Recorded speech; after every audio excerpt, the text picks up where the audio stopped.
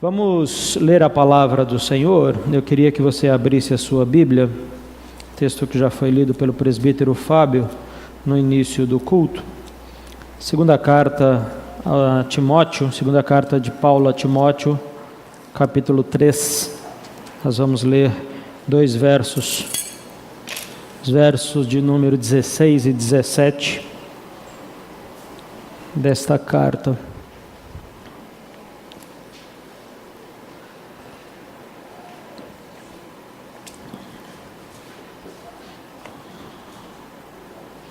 Amém?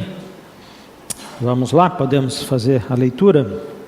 Segunda carta de Paulo a Timóteo, capítulo 3, versos 16 e 17, diz o seguinte: Toda a Escritura é inspirada por Deus e útil para o ensino, para a repreensão, para a correção e para a instrução na justiça, para que o homem de Deus seja apto e plenamente preparado para toda boa obra.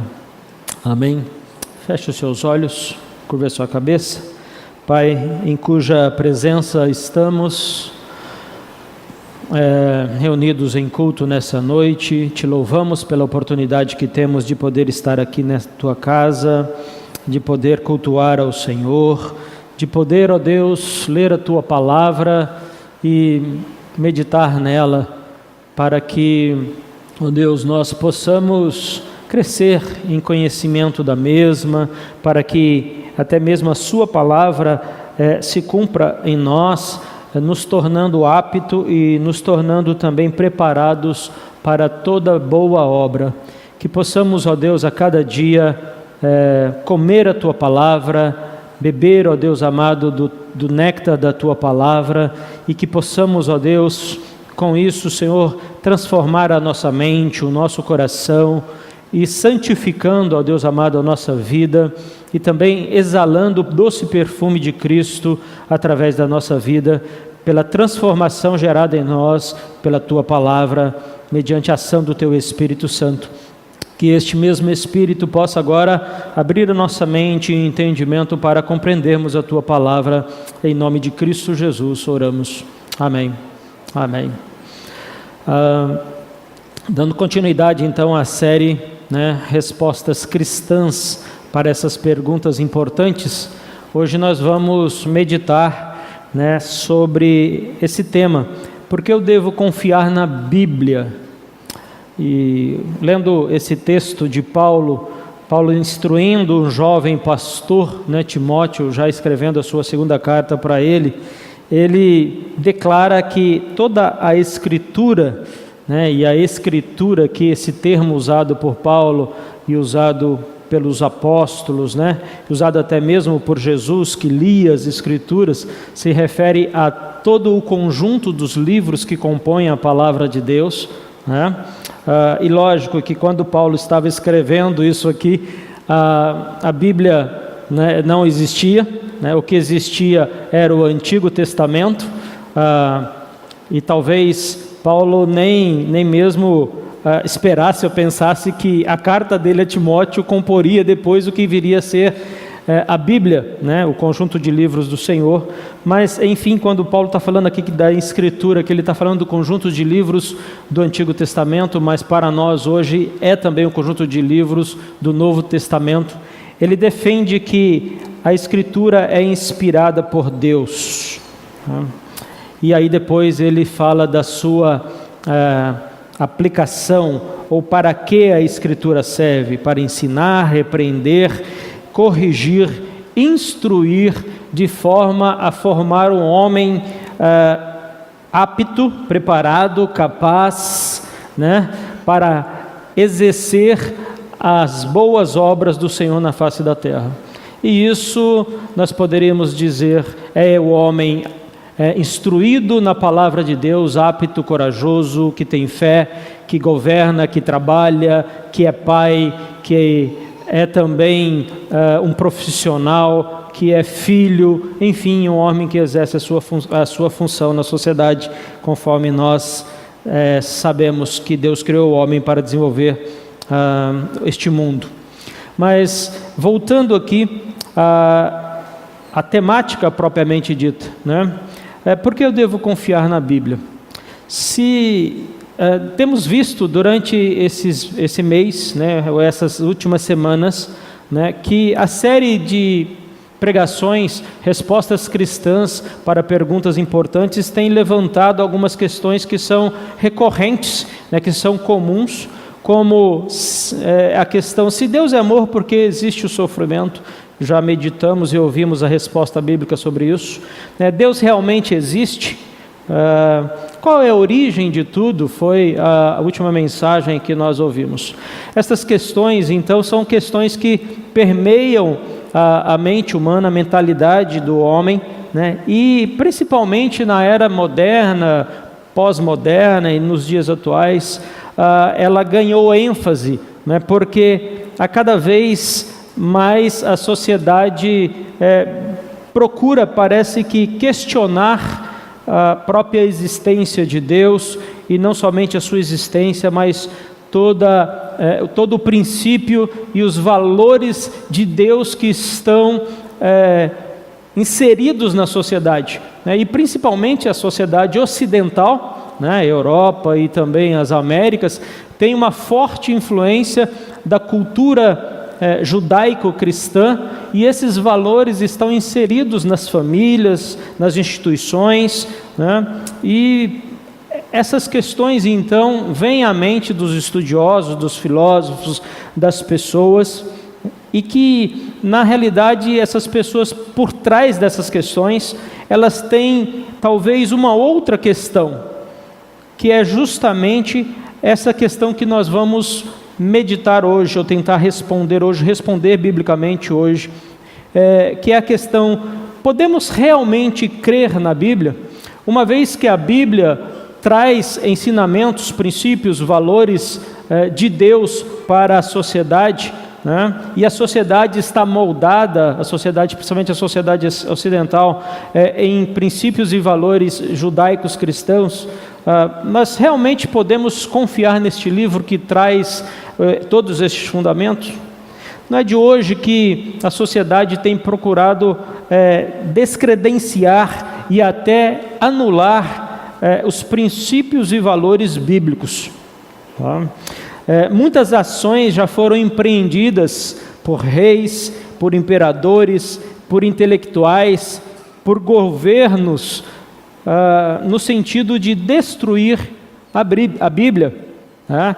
Nenhum outro livro do mundo, né, há registros, há relatos de ações de imperadores ou de cientistas que fazem movimentos, né, que empreendem editos ou decretos para que as Bíblias sejam queimadas, para que as Bíblias sejam destruídas, né? Como o jornalista irlandês George Shaw escreveu, um ateu, ele disse o seguinte: a Bíblia é um livro perigoso, a Bíblia é um livro perigoso, é o mais perigoso da terra. Mantenha-o trancado longe de seus filhos e jogue a chave fora. A sociedade, os homens, têm uma aversão à Bíblia. Mas afinal, por que será que a sociedade tem tanta ira e tanta vontade de desacreditar e de descredenciar a palavra de Deus? Qual é a mensagem que esse livro tem, que traz um risco tão grande para os homens, para a sociedade, para as famílias, para as instituições, ao ponto das pessoas, dos governos, de reis, de imperadores e intelectuais quererem desacreditar ou descredenciar os ensinos bíblicos? Será que nós, como cristãos, devemos realmente confiar na Bíblia? Por que você deve confiar na Bíblia? É o que nós vamos tentar responder hoje. Esse livro que tem enfrentado ao longo de mais de 1000 anos ou 1500 anos, uma oposição articulada da sociedade, dos homens, dos impérios, dos reis, dos governos, é um livro muito especial. Nós o consideramos e reafirmamos e definimos, ele é a palavra de Deus. E talvez, por causa disso, ele seja um livro mais vendido na face da terra. Já existem mais de 6 bilhões de exemplares da Bíblia que foram produzidos e comercializados na face da terra. E isso começou a ser registrado só no século XIX, aproximadamente no ano 1856, quando isso começou a ser registrado. O segundo livro mais vendido e comercializado na terra, segundo os estudiosos, é o livro do imperador Mao Tse-tung, quando ele faz a revolução na China, né, colocando o seu sistema de governo, e então o governo chinês manda produzir o seu livro, né, para que todo chinês tivesse uma edição daquele livro. E aquele livro tem a segunda maior tiragem segundo os registros históricos. Essa tiragem é de 640 milhões de exemplares. Mas a Bíblia tem 6 bilhões de exemplares. A Bíblia já foi traduzida, segundo os estudiosos também, em mais de 2.600 línguas e dialetos na face da terra. Quais são as razões que sustentam a credibilidade e a confiabilidade desse livro? O que tem sustentado a confiabilidade da Bíblia até os nossos dias? E aí eu quero meditar ou trazer para vocês 3 razões apenas. Poderíamos apresentar inúmeras outras, e o assunto é extremamente profundo e extenso, mas nós queremos apresentar nessa noite 3 razões porque nós devemos confiar na Bíblia conforme nós a temos nos nossos dias. Recuperando aqui, todo cristão já deveria saber disso, quando nós falamos de Bíblia nos nossos dias, nós estamos falando do conjunto de livros que compõem o Antigo Testamento, mais o conjunto de livros que compõem o Novo Testamento, ok? Que são ao todo 66 livros. Então, para nós, a Bíblia é essa unidade ou esse conjunto de livros. Então, a primeira razão pela qual nós devemos confiar na Bíblia nos nossos dias, a Bíblia que nós temos, a primeira razão é que os manuscritos bíblicos são confiáveis. O que é isso, manuscritos bíblicos? É que os documentos antigos, né, onde foram registradas as palavras dos autores da Bíblia, eles são confiáveis. Esses documentos antigos datam de um tempo muito remoto, mesmo antes de Cristo, até documentos que circularam e que foram compostos depois da morte e ressurreição de Jesus Cristo, como os livros do Novo Testamento. Então nós estamos falando de documentos antigos do Antigo Testamento e documentos do Novo Testamento também. E algumas pessoas dizem o seguinte: a Bíblia é um livro antigo, como você pode confiar nesses escritos? Eu não sei se vocês já conversaram com alguém descrente, né, que não tem a fé cristã evangélica. Este é um dos argumentos que as pessoas utilizam. Eu falo assim: como que você vai acreditar nesse livro tão antigo, tão velho? Um dos critérios para validar a autenticidade de qualquer documento antigo é a quantidade de manuscritos ou fragmentos desses documentos que são encontrados pelos pesquisadores, pelos arqueólogos, os estudiosos, né? Fragmentos são partes, pedaços, né? E a quantidade de documentos que são encontrados, ou partes desses documentos que são encontrados pela arqueologia, pelos estudiosos, vai ajudar a determinar a confiabilidade ou dar credibilidade a um determinado documento, como nós temos nos nossos dias, né?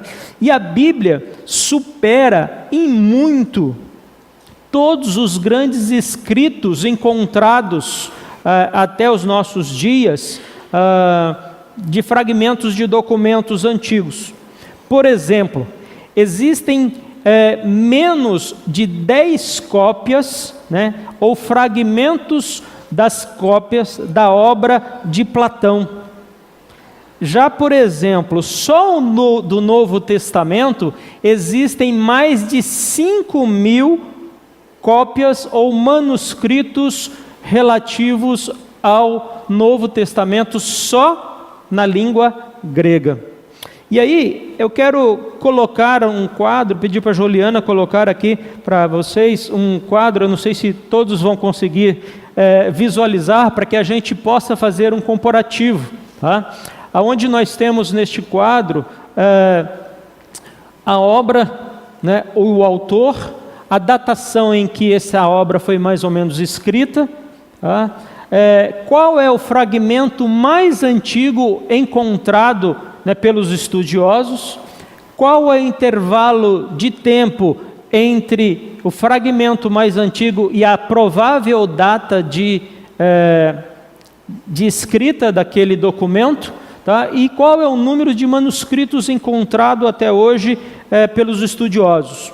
Então, por exemplo, se nós pegarmos as obras de Platão, filósofo, né, provavelmente as obras deles foram escritas entre o ano 427 e 347 a.C. No entanto, o fragmento mais antigo, né, da obra de Platão, ou a obra de Platão mais antiga que foi encontrada, né, foi encontrada no ano 900 depois de Cristo. Então, do ano em que este fragmento foi encontrado até a provável data da sua escrita ou do documento original que o autor escreveu, nós temos um intervalo de 1000 anos entre o documento mais antigo que nós temos em mãos e a provável data do documento original que foi escrito. Nós temos um período de 1000 anos. 1000 anos são muitas gerações, certo? Pelo menos umas 20 gerações lá, né, de 50 anos. Okay? São muitas gerações. Como que esses ensinos de Platão, ou os escritos deles, foram transmitidos nesses 1000 anos? É uma possibilidade, tradição oral ou escrita, né, antiga. No entanto, o documento mais antigo foi encontrado somente no ano 900 depois de Cristo. E existem 7 manuscritos encontrados das obras de Platão. A grande Ilíada, a obra também filosófica de Homero, né, deve ter sido escrito, segundo os estudiosos, provavelmente a datação dela é o ano 900 a.C.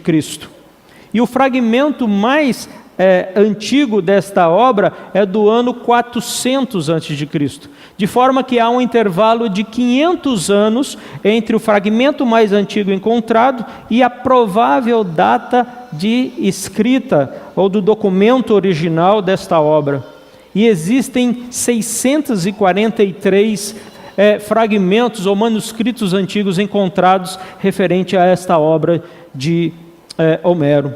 Já o Novo Testamento, né, só pegando a porção do Novo Testamento, sem citar o Antigo Testamento, a datação de escrita dos livros do Antigo Testamento, dos Evangelhos até a carta de Apocalipse, é entre o ano 40 depois de Cristo até o ano 100 depois de Cristo. E o fragmento mais antigo do Novo Testamento encontrado, né, uma cópia, um pedaço do documento, a datação dele é do ano 125 depois de Cristo. Ou seja, o intervalo entre o documento mais antigo do Novo Testamento encontrado e a provável datação da escrita original deste documento é entre 25 e 50 anos. O número de documentos do Antigo Testamento encontrados, de fragmentos encontrados, eu já citei, que são mais de 5.300 documentos só na língua grega. Existem mais de 10.000 cópias do Novo Testamento no latim. E se nós juntássemos os outros documentos em outras línguas, como copta, sardônico, línguas antigas, dos povos antigos, esses fragmentos totalizam mais de 86 mil cópias dos documentos do Novo Testamento encontrados pelos estudiosos e pelos arqueólogos e pelos estudiosos. De forma que, quando nós olhamos para este quadro, nós poderíamos dizer assim, que o intervalo de tempo ali dos documentos do Novo Testamento é praticamente insignificante, porque os documentos foram escritos nos anos 40 a 100, e já 25 anos depois, do ano 100, há um último documento, ou o documento mais antigo do Novo Testamento encontrado. Praticamente insignificante. Isso dá maior credibilidade aos relatos, aos registros. Um documento que tem um intervalo entre o último fragmento encontrado e a sua provável data de escrita, cujo período de tempo é muito grande, como por exemplo ali a Ilíada de Homero ou os documentos de Platão, ele se torna um documento um pouco mais questionável, porque se pergunta como que esses ensinamentos foram transmitidos durante o período de 1000 anos. Como que a poesia de Ilíada de Homero foi transmitida durante esses 500 anos? Qual o cuidado para copiar, para guardar, para fazer essa transmissão? No entanto, o Novo Testamento, nós temos registros do Novo Testamento encontrados e estão nos museus no mundo, de apenas 25 anos, ou no máximo de 50 anos depois da sua escrita. Ou seja, uma geração. A pessoa que escreveu este documento, provavelmente, talvez ela até estivesse viva quando esse documento foi encontrado por outro pesquisador. Já imaginou isso? Então isso é muito mais perto da nossa realidade, ou da proximidade de quem pesquisou, e isso traz maior confiabilidade, maior credibilidade aos escritos bíblicos, aos escritos do Novo Testamento. Obrigado, Juliana. John Montgomery, um estudioso desse assunto, declara o seguinte: alimentar dúvida quanto ao texto final dos livros do Novo Testamento é permitir que toda a antiguidade clássica seja deixada na obscuridade, pois nenhum documento do período antigo é tão bem atestado bibliograficamente como o Novo Testamento. Além dos fragmentos do Novo Testamento em grego, existem cópias antigas desses documentos em diversas línguas, como sírio, copta, armênio, gótico, etiópico, mais de 8.000 cópias da Vulgata Latina, de São Jerônimo, que é a tradução da Bíblia para o latim, milhares de outras citações de textos do Novo Testamento, pelos pais da igreja, do século III até o século V. Então lá do ano 200 depois da morte de Cristo até o ano 400 depois de Cristo, milhares de citações de pessoas da igreja e de autores fora da igreja, citam os textos do Novo Testamento, totalizando mais de 86.000 citações dos textos do Novo Testamento. Ou seja, todas essas evidências nos ajudam a pensar, ou nos levam a concluir, o texto que nós temos do Antigo Testamento, e do Novo Testamento, da Palavra de Deus, eles são confiáveis. Eles podem e devem ser merecedores do crédito e da confiança de quem os lê.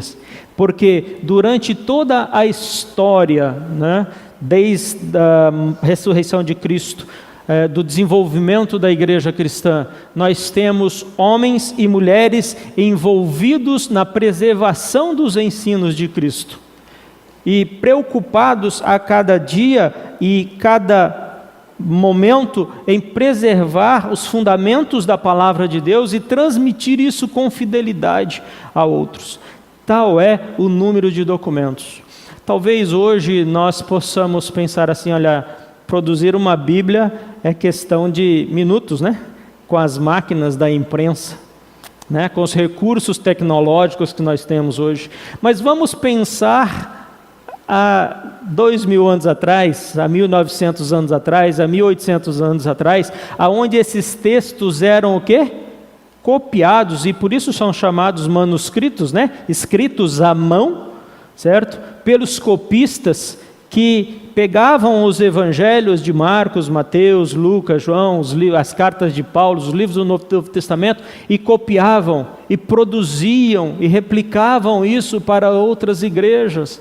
Imagina o trabalho envolvido, quantas horas, quantos homens envolvidos, quantas mulheres talvez envolvidas também neste trabalho, né, de preservar os ensinos de Jesus Cristo através desses documentos, das cartas, através do Evangelho, né, através dos livros do Novo Testamento e dos livros do Antigo Testamento. Então, a primeira razão pela qual nós devemos confiar na Bíblia é que os manuscritos bíblicos são confiáveis. Estes números nos levam a confiar no texto que nós temos. A segunda razão pela qual nós devemos confiar na Bíblia como um livro que merece o nosso crédito, a nossa confiança, a nossa atenção, é que o cânon bíblico é confiável. Uma das questões também que as pessoas dizem, né, falam, é o seguinte: quem decidiu quais livros deveriam ser incluídos na Bíblia como a palavra de Deus revelada? Por que devemos acatar essa decisão? Então, as pessoas também dizem isso, e essa questão em específico eu já ouvi de algumas pessoas com as quais eu já compartilhei o Evangelho, né? Quem decidiu isso? Por que só esses livros? Não existiam outros tantos livros na época em que a Bíblia foi fechada, foi composta? E se existiam, por que foram somente esses livros? Bom, primeiro vamos falar, a gente fala de cânon bíblico, né? Cânon é o conjunto dos livros do Novo e do Velho Testamento, né? A ideia é que esse material, né, do Novo Testamento, ou o cânon do Novo Testamento, foi formado a partir de um material redigido pelos próprios apóstolos, que circulou pelas igrejas plantadas nos primeiros séculos, né? O próprio fato da existência de muitas cópias, né, dos escritos apostólicos ou dos evangelhos, que existiam muitas cópias, acabou ajudando no combate a heresias. E nós vamos ver Paulo preocupado com os falsos profetas, orientando a igreja a examinar as Escrituras, a não aceitar os ensinos dos falsos mestres. Nós vamos também ver João preocupado com isso, Pedro preocupado com isso, e instruindo também a igreja contra os falsos ensinos. E uma arma que a igreja tinha, segundo os estudiosos dizem, contra isso, na época, nos primeiros séculos, era o próprio fato de copiar os documentos originais, os escritos dos evangelhos, os escritos das cartas do Novo Testamento. Uma forma de defender e de proteger a igreja contra as falsas doutrinas era fazer muitas cópias, e por isso pessoas se dedicavam a fazer muitas cópias e fazer com que essas cópias circulassem entre as igrejas e entre as cidades, os povos naquela época. Então isso, de certa forma, protegeu, né, a igreja dos falsos mestres, das fraudes no próprio texto que nós temos hoje nas nossas mãos. Era uma prática dos apóstolos recomendarem às igrejas que reproduzissem os seus escritos para compartilhar. Vamos ver isso em Colossenses 4,16, olha o que o apóstolo Paulo escreve: depois que esta carta for lida entre vocês, façam que também seja lida na igreja dos laodicenses, e que vocês igualmente leiam a carta de Laodiceia. Ou seja, ele escreve uma carta para a igreja de Colosso e fala o seguinte: olha, que essa carta seja enviada para a igreja, né, de Laodiceia, e que também vocês leiam a carta que foi enviada à igreja de Laodiceia, que vocês tomem conhecimento do que nós estamos escrevendo. Os próprios apóstolos, autores bíblicos, eles recomendavam que este material circulasse entre as igrejas. Paulo também, em 1 Tessalonicenses, capítulo 5, no verso 27, por favor, Juliana, diz o seguinte: olha, responsabilizo-os diante do Senhor, para que esta carta seja lida a todos os irmãos. Ele escrevendo para aquela igreja em Tessalônica, ele estava falando o seguinte: olha, que este conteúdo não fique de conhecimento somente da liderança, mas que a carta seja lida por todos, para todos os irmãos. Então eles tinham a preocupação, né, de levar o ensino da palavra de Deus a todos os crentes, né, a todas as igrejas, e isso de certa forma ajudou o quê? A proteger a própria fidelidade do ensino de Cristo no meio da igreja, e também a preservação dos escritos, né, das cartas que foram escritas, de forma que elas não pudessem ser mudadas. Justino Mártir, um dos pais da igreja, né, que viveu do ano 100 a 165, deu testemunho sobre os cristãos, e ele diz o seguinte: no dia chamado domingo, todos os que vivem na cidade ou no campo se reúnem em determinado lugar para ler as memórias dos apóstolos e os escritos dos profetas, enquanto o tempo lhes permite. Veja o testemunho que este homem está dando a respeito da igreja cristã. O que a igreja cristã fazia aos domingos? Se reunia para quê? Para ler, para estudar, né, os escritos, as memórias dos apóstolos e os escritos dos profetas. Não é isso que diz em Atos 2, quando o Espírito veio sobre a igreja, que diz que a igreja se reunia lá para quê? Para estudar a doutrina dos apóstolos. E esta prática, né, da igreja se reunir para poder estudar a palavra de Deus, protegeu o conteúdo do Evangelho e, de certa forma, também foi rejeitando os escritos falsos. Isso vai ajudar na construção do que nós chamamos de quê? De cânon bíblico.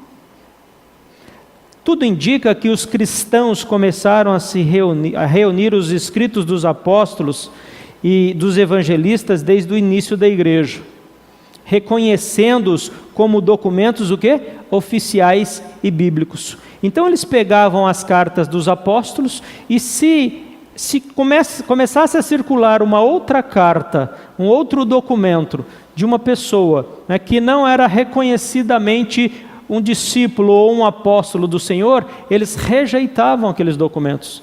E de certa forma isso foi fazendo com que os livros inspirados, né, que deveriam compor o cânon, fosse selecionado pela própria igreja, pelos líderes da igreja e pela igreja, porque os documentos também eram conhecidos pela igreja. De modo geral, os livros do Novo Testamento foram aceitos naturalmente pela igreja, e os livros que suscitavam dúvidas não foram aceitos ou foram rejeitados por um consenso da igreja, e não por um grupo de homens poderosos, cleros. Não havia um super pai da igreja, um super teólogo, um super apóstolo que falou: este livro pode ou este livro não pode. A própria igreja naturalmente reconheceu quais eram os livros oficiais bíblicos, né? Reconheceu quais eram os escritos originais e daqueles homens que viveram com Cristo. De forma que Atanásio, um dos pais da igreja, já no século IV, no ano 367, escrevendo para Roma uma carta, ele cita a relação dos livros inspirados, do Novo Testamento, e a relação que ele cita no ano 367 é a mesma relação de livros que nós temos hoje no nosso cânon do Novo Testamento. Glória a Deus por isso. É importante destacar então que a igreja não escolheu os livros inspirados do Novo Testamento. Ela apenas reconheceu a inspiração divina em certos livros. Por isso, Paulo escreveu para Timóteo que toda a Escritura é o quê? Inspirada. A ideia de inspiração lá é sopro, Deus soprou aquelas palavras. E a igreja foi reconhecendo a inspiração de certos livros, que já existia. Assim, quando os líderes se reuniram, o concílio, em Hipona, no ano 393, e depois em Cartago, em 397, para fechar o cânon da Bíblia, eles simplesmente confirmaram aquilo que a igreja já havia, naturalmente feito, reconhecido a inspiração nesses 27 livros que compõem o Novo Testamento. Embora o maior questionamento quanto ao cânon e a sua inspiração seja do Novo Testamento, porque o Novo Testamento ele é muito mais estudado, investigado e atacado, há também a questão do cânon do Antigo Testamento. Da onde vem a composição do conjunto de livros do Antigo Testamento? Primeiro nós precisamos destacar que o próprio Jesus, e os apóstolos se referiram ao Antigo Testamento como as Escrituras ou a Escritura. E isto necessariamente levou a igreja cristã a reconhecer que aqueles livros que Jesus chamou de Escritura também eram livros inspirados. Então este é um primeiro fator pelo qual a própria igreja cristã acabou incluindo estes livros que nós temos do Antigo Testamento no cânon bíblico, porque o próprio Jesus fez referência a muitos desses livros. Então, Jesus leu as Escrituras, os apóstolos leram as Escrituras, citaram e referenciaram diversos textos. E de onde Jesus trouxe essa tradição? Na realidade, já na antiguidade, os judeus formaram um conjunto de livros. Eles tinham lá a Torá, e aí depois eles tinham um conjunto de livros dos profetas maiores, profetas menores, os livros poéticos, e a própria tradição judaica já fez a seleção dos escritos do Antigo Testamento.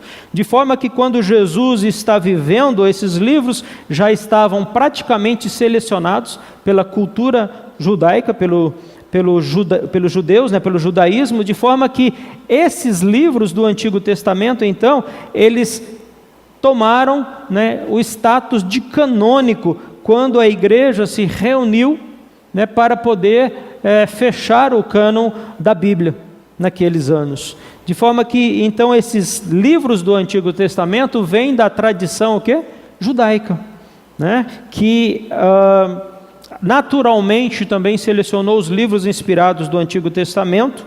Existiam outros escritos, mas que também eram rejeitados pelos judeus, e naturalmente esses livros foram inclusos então no cânon bíblico quando a igreja reuniu para fechar. Havia na época do Antigo Testamento e já do Novo Testamento, os que são chamados os livros apócrifos, e principalmente os livros apócrifos do Antigo Testamento. E a igreja cristã rejeitou a inserção desses livros dentro do cânon bíblico. Eles são chamados apócrifos porque são considerados não inspirados por Deus, mas a Igreja Católica Romana, no Concílio de Trento, em 1546, acabou incluindo esses livros no seu cânon, de forma que o cânon Bíblia, né, ou a Bíblia da Igreja Católica Romana tem uma diferença da nossa Bíblia, porque nessa Bíblia da Igreja Católica há esse conjunto de livros chamados apócrifos, que não foi reconhecido pela Igreja cristã evangélica. Essa atitude da Igreja Católica, de certa forma, foi motivada, segundo os historiadores, por causa, como sendo uma ação contra a reforma, uma vez que os reformadores estavam reivindicando, né, que somente a Bíblia, somente aquele conjunto de livros deveria ser reconhecido pela igreja, que todo cristão deveria ter conhecimento da palavra de Deus e ter acesso. Os historiadores e estudiosos dizem que o fato da inclusão dos livros apócrifos também foi um movimento, né, contra a reforma protestante que ocorreu no século XVI. De forma, queridos, que o cânon do Antigo Testamento foi definido no ano 90, quando os estudiosos judeus fecharam, no ano 90 depois de Cristo, quando eles fecharam a composição dos livros do Antigo Testamento, e estes, consequentemente, passaram a fazer parte do conjunto de livros que a igreja cristã aceita como sendo o cânon bíblico, os 39 livros do Antigo Testamento e os 27 livros do Novo Testamento. Então esta é a segunda razão pela qual nós podemos confiar na Bíblia. A primeira razão é a credibilidade dos documentos bíblicos em relação à sua fidelidade ao texto original. Isto é comprovado pelo número de manuscritos de documentos antigos que são achados, pela datação, pelo intervalo de tempo entre eles. A segunda razão é que o conjunto de livros, ou o cânon bíblico também, ele é confiável, porque ele foi formado não por um grupo de elite, né, dos apóstolos ou da igreja cristã, né, por líderes, mas naturalmente ele foi formado pela própria igreja, que reconheceu a inspiração divina nestes livros. E a terceira razão que eu queria trazer aqui, porque nós devemos confiar na Bíblia, é que os demais livros sagrados não são a palavra de Deus.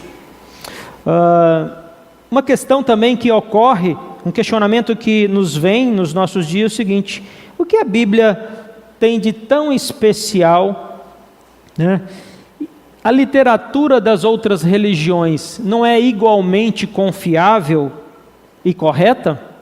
Outras pessoas vão dizer o seguinte: o que torna a Bíblia melhor do que a literatura das outras religiões? Por que devemos confiar na Bíblia e não em outro livro sagrado? Esses são questionamentos que as pessoas nos fazem, né? Particularmente eu não conversei com ninguém que fez esse questionamento, mas são questionamentos comuns. As pessoas creem que todas as religiões do mundo são iguais, né? E elas dizem que todas as religiões levam a Deus. Não é verdade? Já ouviu esse discurso, né? Esse ditado aí? Não é bem assim, queridos, né? Nós sabemos que não é bem assim. A realidade é muito diferente entre as religiões. E aí, não temos tempo aqui para falar sobre todas elas, mas eu queria trazer, né, e comparar a Bíblia com livros de duas principais religiões que também são religiões que estão presentes e de grande penetração aí no mundo, que são as religiões o islamismo, né, e o hinduísmo. Todas as religiões têm algumas diferenças básicas do cristianismo. O hinduísmo e o budismo, por exemplo, são religiões o quê? Panteístas, né? O que é o panteísmo? O panteísmo é um movimento, né, que diz que, o movimento filosófico, religioso, que diz que Deus está em todas as coisas. Então Deus está na plantinha, Deus está na cachoeira, Deus está na água, Deus está no passarinho, Deus está em todo lugar. Na verdade, Deus está em todo lugar porque Deus é onipresente, onipotente, e tudo Ele criou, é verdade. Mas o problema dessas religiões é que fazem dessas criaturas deuses. Então, por isso, essas religiões são diferentes do cristianismo. E elas não acreditam em um Deus pessoal, o Deus que é uma pessoa, que se relaciona pessoalmente com o homem. O hinduísmo politeísta apresenta mais de 330 milhões de deuses e deusas e se torna uma religião extremamente o quê? Complexa de se estudar. O islamismo e o judaísmo acreditam em um só Deus. São religiões o quê? Monoteístas. No entanto, eles não aceitam Jesus Cristo como sendo o quê? O Filho de Deus. Então essas religiões têm muitas diferenças do cristianismo. E aí eu quero me deter mais sobre o islamismo e o hinduísmo. O islamismo tem como a sua principal fonte de instrução o Alcorão, que é o livro sagrado dos muçulmanos. Ele foi escrito pelo profeta a partir dos ensinos de Maomé, a partir da instrução de Maomé, mas ele não foi escrito por Maomé. Maomé foi um profeta que viveu que nasceu mais de 500 anos depois de Cristo. Ele é considerado profeta pelos muçulmanos, pelo povo árabe, e para eles Maomé é o grande profeta. Segundo o Alcorão, Maomé é o ser humano mais perfeito que já existiu, até mais perfeito do que o próprio Cristo. Para os muçulmanos, Jesus é apenas um profeta e não o Filho de Deus, e eles colocam Maomé superior ao próprio Jesus Cristo.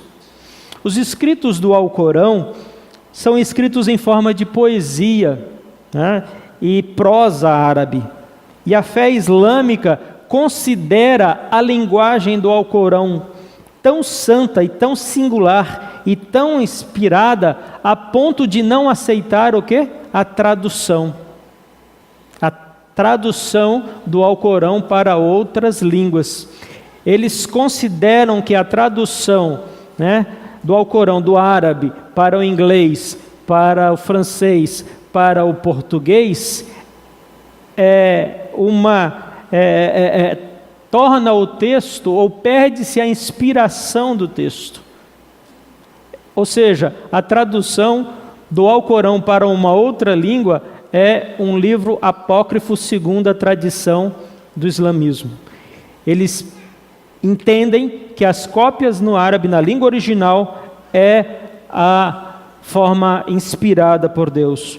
O autor iraniano e muçulmano Ali Dashit comenta o seguinte, que os erros do Alcorão eram tantos que as regras gramaticais do árabe tiveram que ser alteradas para se adequarem à afirmação do que o livro era perfeito. Olha o que eles fizeram.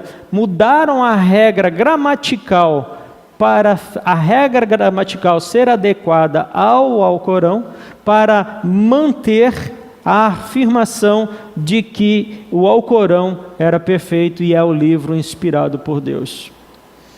Enquanto a Bíblia já foi o Novo Testamento traduzido em mais de 2.600 dialetos, enquanto milhares de horas, homens, de dinheiro são investidos para a tradução da Bíblia, para a publicação da Bíblia, para o estudo da palavra de Deus e a propagação dessa palavra, de forma que essa palavra seja entendida por todo homem, O movimento cristão, a religião cristã faz isso, Os muçulmanos, o Islã, eles acabaram mudando até mesmo a sua regra gramatical do país para poder garantir a perfeição de um livro.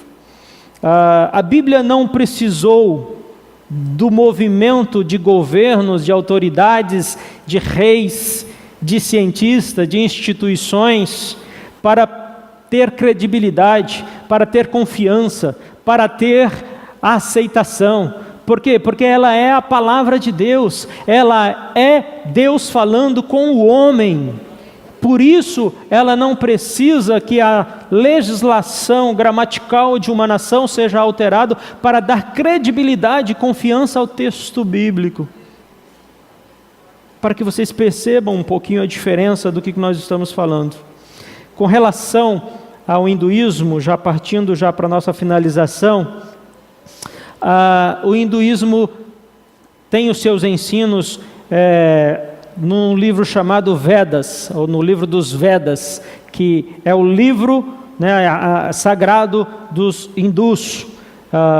Esses escritos hinduístas são tão grandes, muito volumoso, que dificulta a análise. E os documentos históricos dos Vedas, eles não têm o mesmo sentido do documento histórico encontrado no Velho e no Novo Testamento. Os Vedas, assim, no livro dos Vedas, assim como no Alcorão, o que está escrito são louvores e histórias místicas, prosas a milhões de deuses. Diferente do Alcorão, que também tem louvor, prosa a um único Deus, porque o Islã é uma religião monoteísta. O hinduísmo louva a milhões de deuses e se torna um texto místico extremamente difícil de ser analisado, e o próprio texto dos Vedas, do livro sagrado do hinduísmo, deixa claro que os eventos registrados devem ser compreendidos como imaginários. Enquanto o escrito bíblico traz uma história onde Deus atuou e aonde o homem vem se desenvolvendo de geração a geração, contando quase todas as gerações, citando quase todas as famílias, colocando nome nas pessoas. Olha só o detalhe e a diferença do relato bíblico para o relato do hinduísmo. O hinduísmo fala que os eventos, os registros dos Vedas devem ser compreendidos de forma imaginária, contemplativa. Por que eu devo confiar na Bíblia? Porque os manuscritos são confiáveis, porque o cânon é confiável e porque os outros livros sagrados, entre aspas, não são a palavra de Deus. Concluindo, queridos, eu queria depois já chamar também o Ministério de Louvor. Os vários livros do Antigo Testamento e do Novo Testamento foram escritos durante sucessivas gerações, em seus respectivos contextos históricos. Esses contextos podem ser examinados, e são examinados. Quem foi Moisés? Quem foi José do Egito? Existiu no Egito algum José? Vai lá na literatura egípcia, na história do egípcio, vai recuperar e vai ver que houve o registro de um certo José, vamos colocar aqui o nome bíblico, que foi um hebreu que se tornou o quê? Primeiro-ministro de Faraó no Egito numa certa época. Vai haver registro de que um povo hebreu foi escravo lá durante alguns anos. Então os registros bíblicos, eles podem ser examinados, os escritos bíblicos podem ser comparados a fontes arqueológicas e extras bíblicas da mesma época. Fora da Bíblia, de escritores, de filósofos, de historiadores, de arqueólogos que estudam isso e que pesquisam outros documentos da mesma época. A Bíblia afirma claramente que Deus se revela através de seus diferentes escritores em diferentes épocas. Olha o que o livro dos Hebreus nos diz no capítulo 1, versos 1 e 2. Havendo Deus outrora falado muitas vezes e de muitas maneiras aos pais pelos profetas, nesses últimos dias nos falou pelo quê? Pelo seu Filho. Deus está falando assim, olha, Deus não se calou, Deus já falou desde o Éden, vem falando ao homem através dos profetas, através da palavra, Deus vem se comunicando e isso vai sendo registrado historicamente. Isso pode ser verificado também historicamente, cientificamente. A Bíblia não declara que seus preceitos foram ditados por Deus. Na verdade, ela é franca quanto à participação em suas páginas. A Bíblia não nega que os homens escreveram, que o homem escreveu, que o homem registrou. A Bíblia nunca omitiu isso. A Bíblia é um livro sagrado que foi escrito por homens, né, e inspirado por Deus. Nós já lemos 2 Timóteo 3,16. Isso a torna mais aceitável a todos nós, pois como poderíamos entendê-la se ela fosse completamente divina? A Bíblia é a revelação de Deus para os seres humanos. E Deus usou homens para escrever a Bíblia para que os homens pudessem se comunicar com os homens. Porque se fosse anjos, né, talvez nós não entenderíamos. Mas Deus colocou homens para escrever. Deus colocou Paulo para escrever, falando que ele sofria dores, que ele sofreu naufrágio, né, que ele teve fome, teve sede, teve medo. Coisas comuns para nós. Ele não fica... me permitem dizer, viajando na maionese. Ele fala da realidade da vida, fala de si, mas fala do Deus Todo-Poderoso que o salvou e o transformou. A Bíblia contém registros confiáveis sobre a vida, ministério e morte e ressurreição de Jesus. Esses registros foram escritos por testemunhas que conheceram e conviveram com Cristo. Maomé fala que o anjo Gabriel... Maomé se retirava para orar e fala que o anjo Gabriel apareceu para ele e começou a lhe revelar o Alcorão. A Bíblia foi escrita por homens que conheceram Jesus. Quando Jesus curou o cego de Jericó, os discípulos estavam lá. Quando Jesus curou a sogra de Pedro, Pedro estava lá e viu isso. Os apóstolos estavam juntos e falaram para outros discípulos que escreveram isso, como Marcos escreveu o Evangelho de Marcos, segundo o relato de Pedro, que conta que Jesus curou a sua sogra, e ele vai lá e escreve isso, porque ele viu, ele vivenciou, ele estava presente. A historicidade dos eventos bíblicos está aberta ao escrutínio e à investigação, e muitos são comprovados através de fontes históricas fora da Bíblia.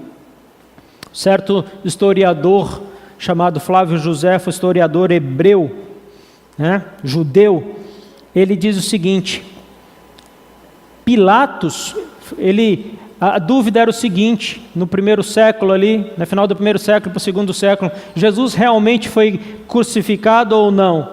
Morreu a morte de cruz ou não? E Flávio Josefo, um historiador hebreu, não era crente, não era cristão, escreveu o seguinte: Pilatos o condenou à cruz.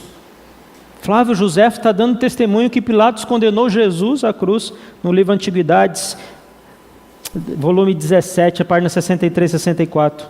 O Talmud hebraico declara que, na véspera da Páscoa, eles crucificaram Jesus de Nazaré. Um documento fora da igreja cristã falando que Jesus foi o quê? Crucificado. Tácito, que era historiador romano no século I para o século II ali, Luciano, que era um satirista do século II, afirmam em suas obras que Jesus foi o quê? Crucificado. Pessoas fora do contexto da igreja dando testemunho de que Jesus fora crucificado. E nos evangelhos está escrito que Jesus foi o quê? Crucificado. Isso dá veracidade, isso dá vida, isso dá credibilidade à palavra de Deus. E aí eu queria que a gente lesse Lucas, capítulo 1, só para finalizar. Por favor, Juliana, projete para a gente. Lucas, capítulo 1, do verso 1 a 4. Olha que fantástico isso também. Podemos pegar o próprio testemunho de Lucas a respeito da própria palavra de Deus, a respeito do Evangelho. Lucas diz o seguinte, verso 1 do capítulo 1: Muitos já se dedicaram a elaborar um relato dos fatos que se cumpriram entre nós, conforme nos foram transmitidos por aqueles que desde o início foram testemunhas oculares e servos da palavra. Eu mesmo investiguei tudo cuidadosamente desde o começo e decidi escrever-te um relato ordenado, ó excelentíssimo Teófilo, para que tenhas certeza das coisas que te foram ensinadas. Lucas está vivendo ali, logo após a morte de Jesus, anos 50 para 60, datação do livro, e ele está preocupado com a fé de Teófilo, ou ele foi contratado por Teófilo. Esse Teófilo provavelmente era um nobre romano que se converteu ao cristianismo e tinha chegado para ele alguns ensinamentos. E talvez ele tenha contratado o próprio Lucas para fazer essa investigação, e Lucas vai escrever o Evangelho e depois ele escreve também o livro de Atos, é dividido em 2 volumes provavelmente, e Lucas fala o seguinte: Teófilo, eu mesmo investiguei, eu fui atrás desses eventos. E aí eu achei cômico, porque eu estava estudando para essa mensagem, até ouvi um comentário do pastor Augusto Nicodemos, reverendo Augusto Nicodemos, e quando comentando esse texto, ele fala assim, Lucas, usando a linguagem dele, né, do pastor Augusto Nicodemos, ele fala assim, Lucas pegou o embornar e o caderninho e saiu de Jerusalém. Onde está Pedro? Está na Cesareia, foi para lá. Onde está Paulo? Ele vai atrás de Paulo. Onde está o outro apóstolo João? Ele vai atrás, ele quer ouvir. Onde está Marcos? Ele quer conversar, ele quer investigar, vai anotando todas as coisas.